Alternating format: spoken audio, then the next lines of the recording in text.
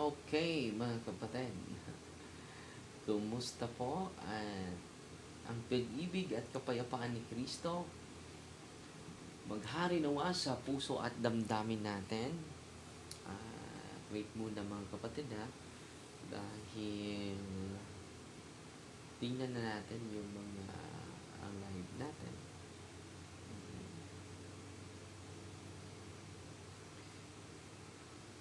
Okay.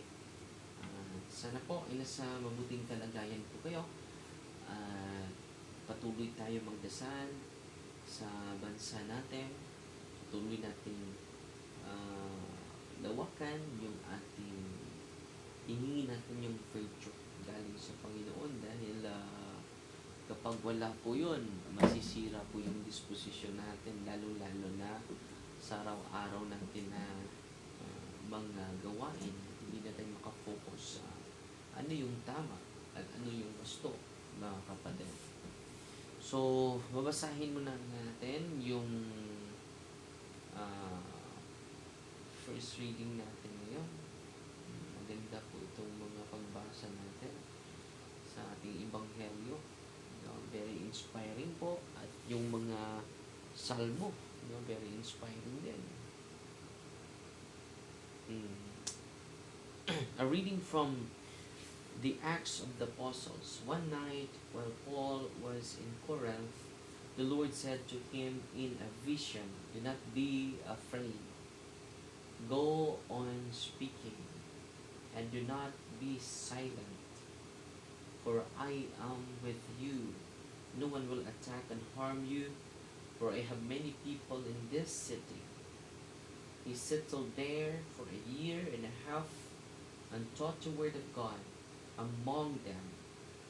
But when Galileo was proconsul of Achaia, the Jews rose up together against Paul and brought him to the tribunal, saying, "This man is inducing people to worship God contrary to the law." When Paul was about to reply, Galileo spoke to the Jews, "If it were a matter of some crime or malicious fraud, I should with reason hear the complaint of the Jews. But since it is a question of arguments over doctrine and titles, and your own law, see to it yourselves. I do not wish to be a judge of such matters." And he drove them away from the tribunal. They all seized Sosthenes, the synagogue official, and beat him in full view of the tribunal. But none of this was a concern of Gallio. Paul remained for quite some time, and after saying farewell to the brothers, he sailed for Syria, together with Priscilla and Aquila. And Caesarea, he had shaved his head because he had taken a vow. So ang mga kapatid, God is King of all the earth. All you peoples, clap your hands. Shout to the Lord with cries of gladness. To the Lord, the Most High, the Awesome, is the great King over all the earth. God is King of all the earth. He brings people under us, nations under our feet. He chooses for us our inheritance, the glory of Jacob, whom He loves. God is the King of all the earth. God mounts His throne amid shouts of joy. The Lord amidst trumpet blasts. Sing praise to God. Sing praise. Sing praise to our King. Sing praise. God is King of all the earth. So wala tayong dapat pangambahan, no? Because God is the King of all the earth. So ngayon mga kapatid, pag-usapan natin ito. Ito po yung pag-usapan natin mga kapatid. Makatulong po ito sa atin. Yung yung observation natin sa exorcism, meron tayong pasyente from Beliran po, 33 years old, 7 years na po na nagdurusa sa kanyang karamdaman. Natatakot sa loob ng simbahan at hindi na makapakali, no, sa kanyang sarili, mga kapatid. Pumunta po kasama yung pamilya niya, kasama yung mga kapatid niya, hindi naman buong pamilya, pero mga family members nila ay sarili, mga kapatid. Wait muna. Pumunta po kasama yung pamilya niya, kasama yung mga kapatid niya. So malayo yung microphone ko. Kaya pala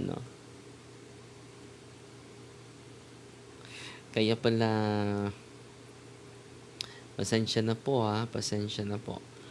So, patuloy mga kapatid. Ito yung observation. Grabe yung revelation ng mga kaaway natin, mga kapatid. No? At yung mga entry points, binubulgar ng mga demonyo sa loob ng katawan niya. So, ito po ay 33 years old at babasahin ko po yung ito po yung observation during solemn exorcism, mga kapatid. At nung interview ko siya, isa pala siyang guro na hinaharas ng maraming espiritu at ilang espiritu, mga kapatid. Iba't ibang espiritu po yung nagharas sa kanya, no? So, nung una, dahil isang buwan po, inobserbahan natin siya. Yung una, mga kapatid, ang pumasok sa kanya. Wait muna ha. Tingnan ko po yung notes natin, mga kapatid. Yung record natin. Yung record natin. Mas mabuti na may record tayo. Grabe. Ito yung pangalawa na natin ine-exercise siya. So, para prambiliran siya, hindi ko lang pagnalanan, no? So, ito yung revelation ng demonyo.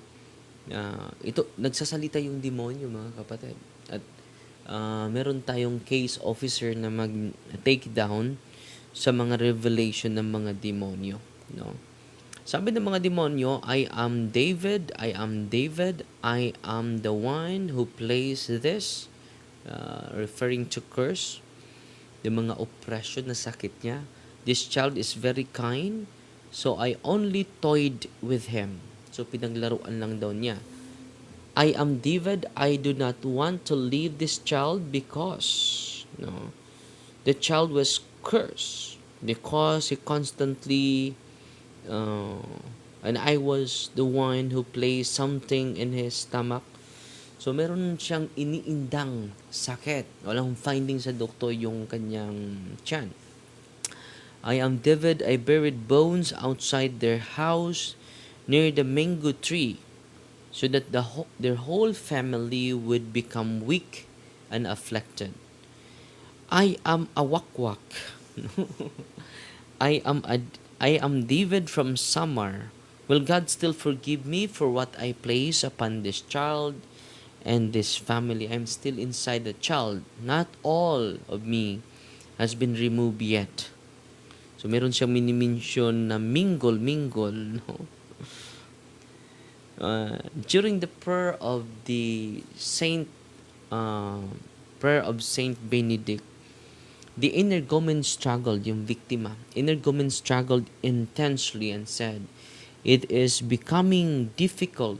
So, ito po, nagsasalita siya while I'm praying the solemn exorcism, against the spirit of iniquity, against the spirit that enslaved the emotions, passion, exorcism 2, intellect and will. And then I'm praying the spirit of occultism, exorcism 3, especially divination, and then curses. Grabe, nag-react siya dito. So, grabe talaga itong prayer ng simbahan natin, mga kapatid. So, patuloy, at while nag-prepare po ako, ang pumasok sa kanya, the spirit of Asmodeus, the spirit of Lucifer, the spirit of Andrew, maraming mga espiritu po. So ito yung sabi ng mga demonyo, I am Asmodeus, na we uh, invaded his body because of tinatawag palakiro, no? Ang tawag sa ng palakiro, mga kapatid. Dahil sa kanyang palakiro. At tinanong ko yung bata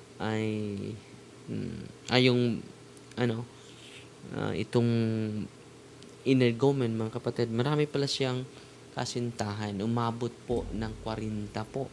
Palakiro siya, no? Salamat sa Diyos, during sa exorcism natin ngayon, wala na po si Asmodeus. Pero nandyan, wala na din si Lucifer, no? So, ang nanatili na lang itong mga occult spirits, si David, may mini-mention siya na David. I am from Tukdaw, I was sent to destroy this child. So, marami na silang nilapitan ng mga albularyo, mga kapatid, no? So, patuloy. His father has also become affected by the sickness I brought upon them.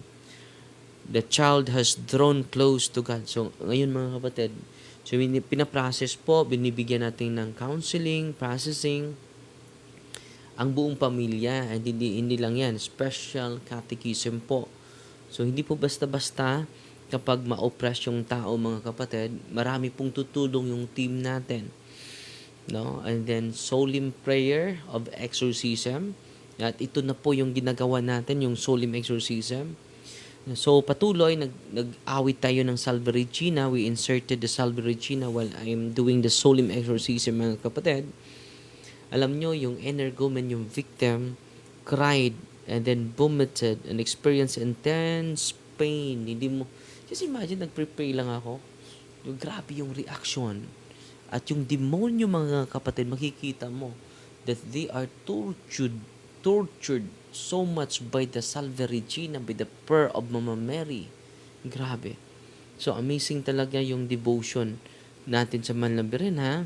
At itong gulong nangyari sa ating lipunan, let us continue to pray more, mga kapatid. Isasali natin sa dasal natin, sa pray natin, sa holy hour. Nagsagawa tayo ng holy hour, mga kapatid, sa office para sa mga kapatid, para sa bansa natin, no? At hindi na tayo magpasakitay, batuan ng mga maanghang na salita. Hindi makatulong yon. So, the more we glorify the evil spirit in our midst, mga kapatid, hindi maganda yon, no? So patuloy, ito yung revelation ng kaaway natin, mga kapatid, during exorcism natin.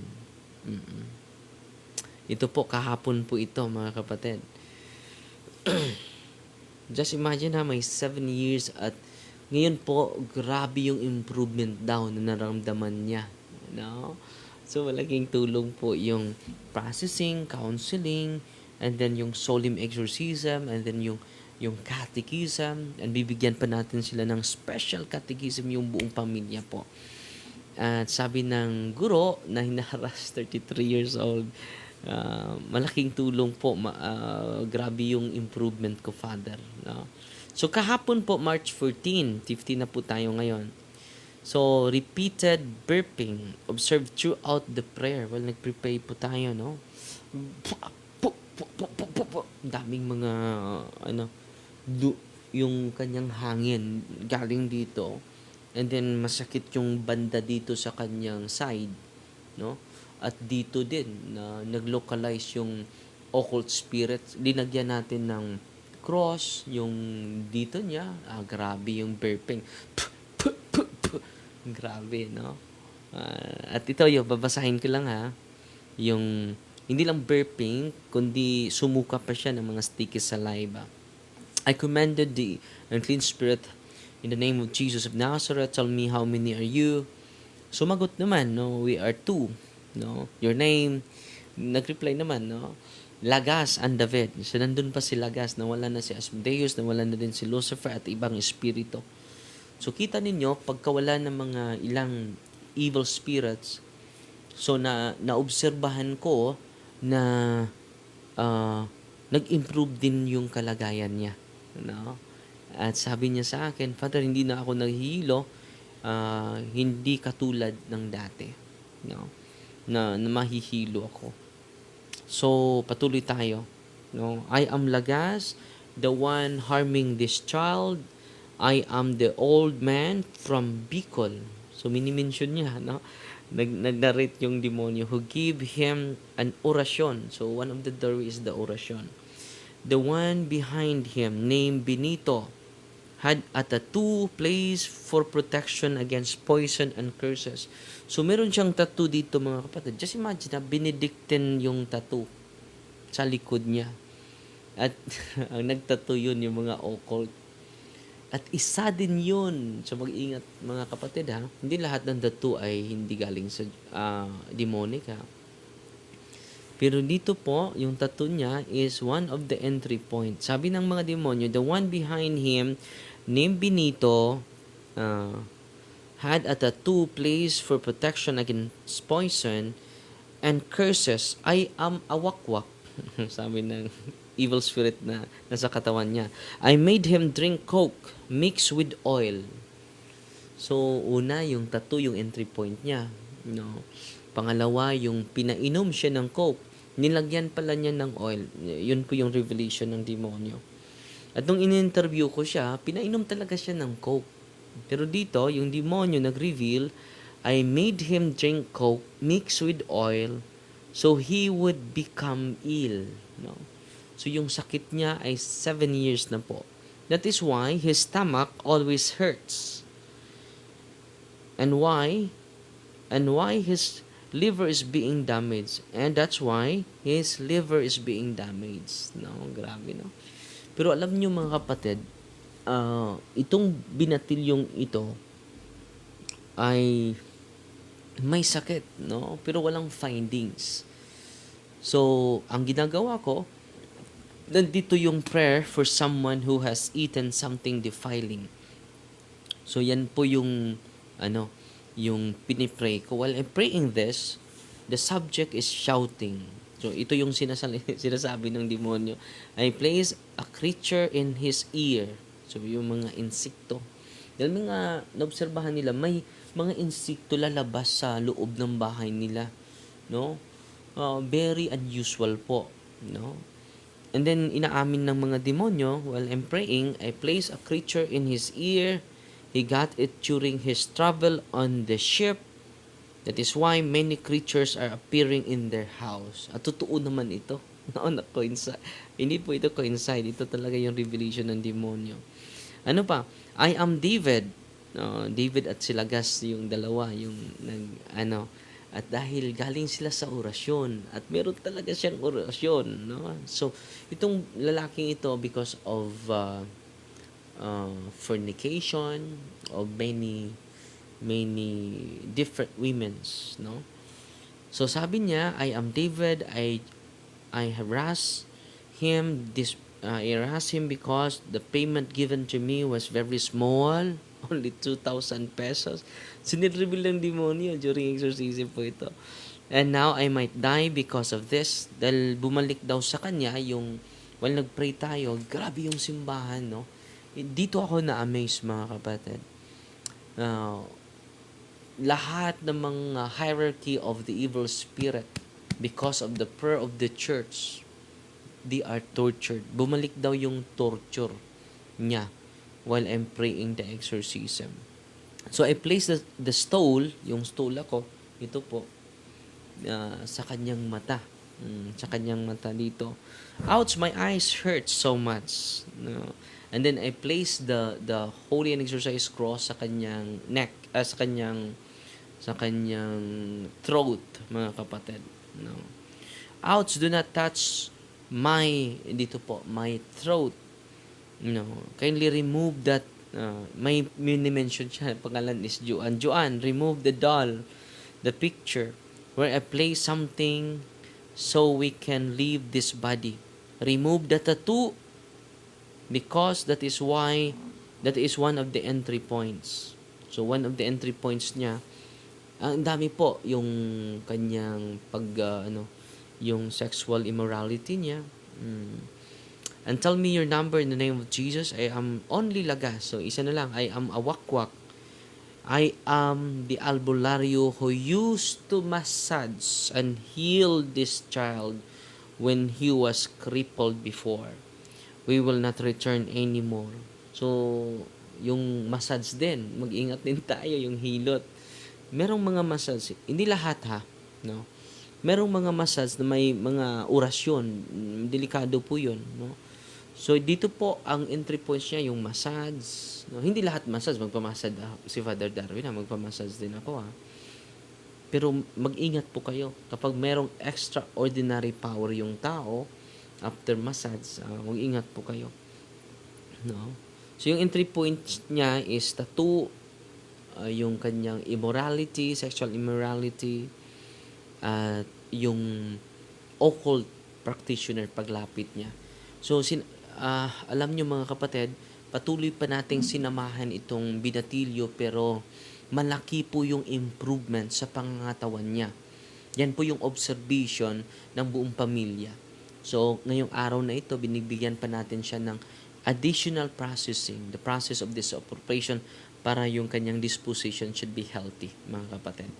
So, for the meantime, yan lang po muna mga kapatid, no? At sana po may natutunan tayo at dalalim pa yung kaalaman natin patungkol sa exorcism, mga kapatid. At tatapusin natin ito sa isang panalangin dahil pupunta na tayo sa office natin, mga kapatid. At pasalamat lang ako sa mga star senders natin, si Yang 100 stars, si Roland 100 stars, si Cathy Marquez 500 stars. Salamat po, kapatid. Diyan lang po muna ha, ang Diyos na po magsukli sa kabutihan na nanggawa. Pero tingnan po natin yung live po tayo back to back po sa YouTube channel natin at sa Facebook page natin. Hi Father Darwin, watching from Cagayan de Oro. Shout out po Father Tamayo and the Leon family. So sa Facebook po ito. Si Blessed Morning Father Darwin, watching from Perth, Western Australia. God bless you po. So yan po, nung quick live lang po tayo, no? At sana po ay may natutunan kayo sa ating quick live lang po. Tatapusin natin sa isang panalangin po. Our Father, who art in heaven, hallowed be the name, the kingdom come, the will be done on earth as it is in heaven.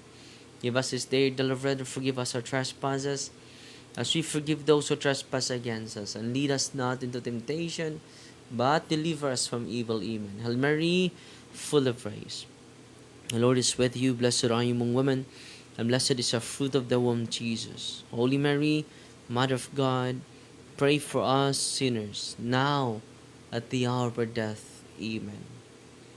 Glory to the Father, to the Son, and to the Holy Spirit. It was in the beginning, is now, and ever shall be, world without end. Amen. In the name of the Father, and of the Son, and of the Holy Spirit. Amen. So, fight Maria at the tax of thee with a humble heart po. God bless. God bless po.